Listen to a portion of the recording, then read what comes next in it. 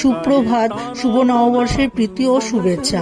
আজ শুভ নববর্ষের উপলক্ষে আমি একটি মিষ্টি রেসিপি তৈরি করে দেখাবো, সেটা ক্ষীরবাটি। প্রথমে আমি ফ্রাই প্যানের মধ্যে লিকুইড দুধটা ঢেলে দেবো। দুধটা কিছুটা ফোটার পর আমি পাতিলেবুর রসটাকে ওর মধ্যে দিয়ে দেবো। দিয়ে এবার নাড়াচাড়া করে যখন দেখবো ছানা কাটাটা শুরু হয়ে গেছে, তখন আমি ওর মধ্যে পরিমাণ মতো চিনিটা দিয়ে দেবো। এবার চিনি আর এই দুধটা যেটা ছানাটা কাটছে, এটা একদম অনেকক্ষণ ফুটতে থাকবে। নাড়তে নাড়তে যখন আমি দুধটা কিছুটা একদম টেনে আসবে, তখন ওর মধ্যে আমি ঘি দিয়ে দেবো। এবার ঘি দিয়েও ভালো করে নাড়াচাড়া করে তারপরে আমি ছোট এলাচ থেতো করে একদম রেখে দিয়েছি। এবার ওই ছোট এলাচের গুঁড়োটাকেও দিয়ে দেবো। দিয়ে ভালো করে নাড়িয়ে চাড়িয়ে নাড়তে নাড়তে তখন দেখবো আগে লালচে হয়ে আসবে, তখন আমি ওটাকে নামিয়ে নেব। তারপরে আমি বাটিতে সুন্দর করে সাজিয়ে তার উপরে আমি ড্রাই ফ্রুটস দিয়ে ভালো করে নিয়ে সাজিয়ে পরিবেশন করব। তাহলেই তৈরি হয়ে যাবে আমার ক্ষীরবাটি।